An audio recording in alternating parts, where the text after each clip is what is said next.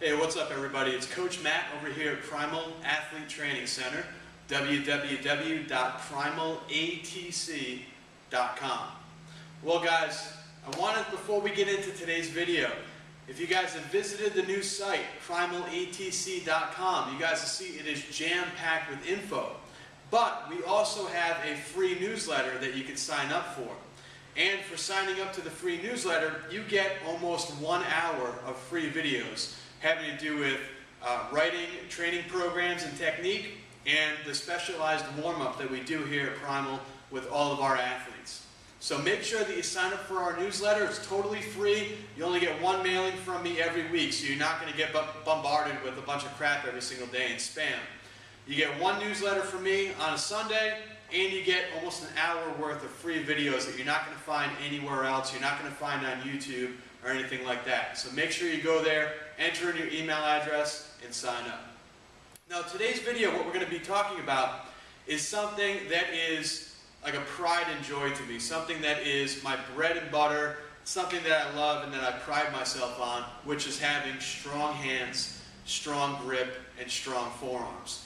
As a thrower, you guys do not want to have any weak links, no weak links in your arsenal. You spend all day in the weight room. You work on getting nice, strong technique. You work on perfect technique. You work on having strong legs, strong hips, strong glutes, strong stomach, big, strong chest, big, wide barn door sized back. You guys work on strong arms. The last thing that touches that shot put, the last thing that touches the discus or the hammer or the javelin is your hand.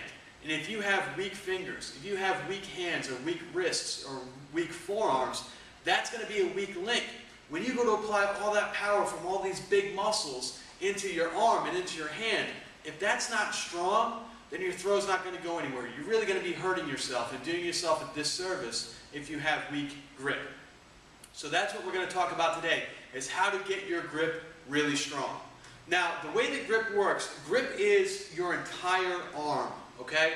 Grip has to deal with your elbow health and your elbow strength, your forearm strength, your wrist strength, and your hand and your finger strength.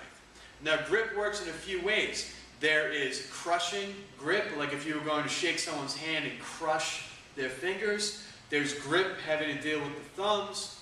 There's pinching grip, where you're pinching onto things using the fingertips. There is grip where you actually extend and open the fingers. There's wrist strength that carries into forearm strength. But for the purposes of throwing, what we want to work on is that crushing grip strength, the pinching grip strength, and the wrist and the forearm strength, and the wrist and the forearm size. So I'm going to show you some exercises that you can do using basic equipment, stuff that you probably have either at home or stuff that you have in your college or your high school weight room that you can use in between your sessions or as an active rest, or even on an off day or on a deload day, where you can use these, improve your grip, and narrow down and cut out any weak links that you have to your throws. Now, the first thing that I like to work on is the pinching grip. I think pinching grip is a lot harder than crushing grip. Now, we're going to show you a few things. First thing you can do, if you have hex dumbbells. A lot of people don't like hex dumbbells.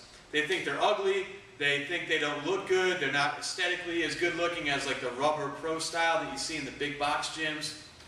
But we love hex dumbbells here. You can use hex dumbbells for different types of push-ups, Renegade Rows, because they've got that nice flat surface on one side. But I like them because you can actually turn them upside down and you can pinch them. Let me show you what I mean.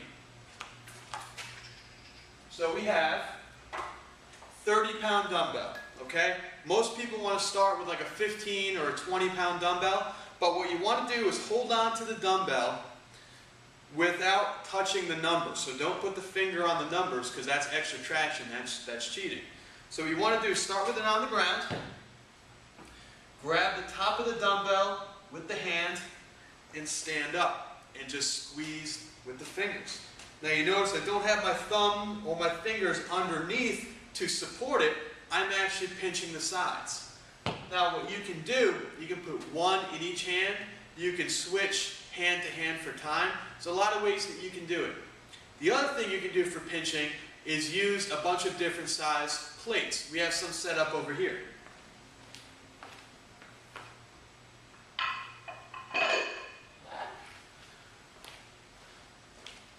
So what I have here are 4 10-pound plates. Let me show these to you. If you notice, I have the smooth sides out, so you can't actually see the numbers. You can't actually see where it's stamped with the weight.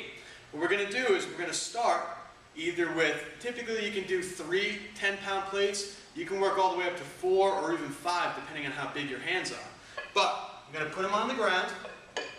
We're going to pinch them as hard as we can, and we're going to stand up.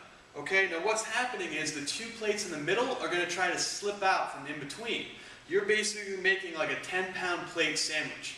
And you want to pinch really, really hard, as long as you can, so they don't slip out.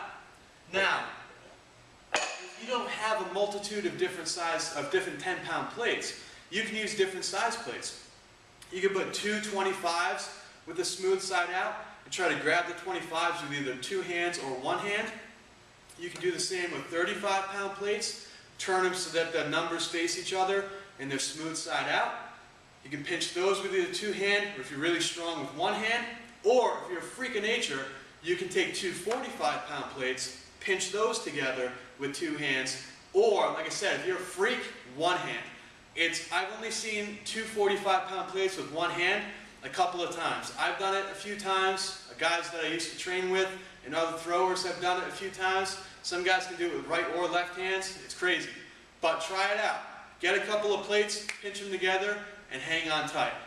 Something else that we can do, and I'm going to actually go over here and grab a specialty plate that we have, but it's probably something that you have at home or that you have in your weight room. We actually want to do closes with the hand to work on that crushing strength.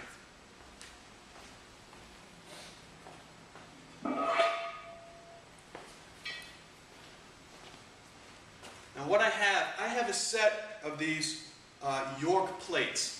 These are like a really deep dish plate. I have a big hand, and you can see my hand is kind of getting swallowed by the size of the lip. This is like a deep dish pizza plate. So if you have a plate like this, like an oddball plate that has a really deep lip to it, what I like to do is have my athletes hold on to the plate with their fingertips. Get the thumbs out so the thumbs don't interfere, and you're just going to open and close your hand. Now we'll sometimes go really high reps with these. We'll do 150 to 200 reps. Okay? Just up and down. Now sometimes our guys will get 50 and then they'll put the plate down. Then they'll try to get 40 or 30, 20, 10. The more you do, the more tiring and taxing it gets. And if you can see, got some veins popping out in the forearms. I don't have low body fat. My body fat's probably 14.5%, so I'm not like some bodybuilder. But strong hands, you're going to see those veins pop out. You're going to see the veins in the hands and the veins in the forearms pop up, and you're really going to feel this. Now, the other thing that we have are some really thick ropes. We have 1.5 inch thick and 2 inch thick ropes. Now, I'm going to show you these. Now, if you don't have really thick ropes like this, don't worry. Grab an old towel and wrap the towel up to make it a nice long, almost like a rope, like a nice long braid. And we can do a multitude of different things. Let me get one and show you.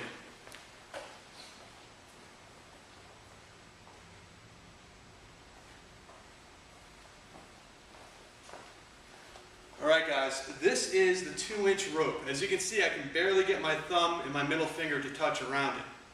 Now with these, we can do so many different things with them. We can use them for rope pull-ups, recline rows. We can pull our sled with it. We can do rope curls by stringing a kettlebell or stringing a 2 inch plate through the middle. Okay? We can do different types of tricep press downs. You can do a lot of different things with a really thick rope. And like I said, if you don't have a thick rope, grab a towel. You can do a bunch of different exercises with these. Very, very useful. Comes in very handy and works that rope. Comes in handy, no pun intended. And really works the finger strength and the wrist strength like nothing else. Guys, that's just some simple pieces of equipment that you have lying around that you can use to increase your grip. Remember, in a lot of throwers, finger strength, hand strength, and forearm strength is a weak link. And if you want to get to be the best, if you want to improve your standing in your state, or even, hey, in your nation, you've got to work on improving those weak links. Keep the strong things strong and bring up the weak links. That's the only way that you're going to become a better thrower. Whether it's form, whether it's technique and strength, or whether it's something like grip. Okay, you need to help improve, you need to keep improving to help your throws. Guys, it's the off season, so we really want you guys to keep sending in questions about training. Right now, training, lifting, and off-season prep work is going to be really what you're going to be working on during the summertime and what you're going to be working on during the fall if you don't play any other sport. So send in those training questions. That's what I do here. As you can tell, I own my own gym that specializes in training the bigger, more explosive athletes like football linemen and, of course, throwers. Send in those training questions. Let me help you out throughout this off-season and keep them coming in. Go to primalatc.com, shoot me an email directly, or just leave a comment underneath this video. Thanks.